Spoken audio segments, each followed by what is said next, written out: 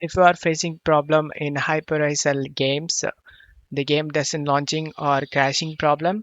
To fix this, close the game and open up File Explorer. Go to this PC and open the drive that has enough space. Right click on the blank area and select New and select Folder. Name this folder Games and press Enter. Go to search menu and type Windows Security. Click on Open it and select the Virus and Threat Protection. In select Manage Settings. Scroll down and select Add or Remove Exclusions and select Yes option.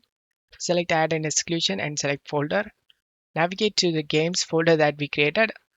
Select the Games folder and select Folder option. Games folder has been added to this list. Once you've done this, close it off here. If you have already installed the game and you're facing not launching problem, then double click on the uninstall.exe. Select Yes option. Once you uninstall the game, just delete the game folder. And now reinstall the game in this games folder that we created. And after you install the games in the games folder that we created, check my video description for this video link.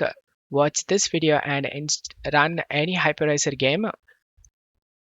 I hope this video helped you. If the video helped you, don't forget to leave a like and subscribe. Thank you.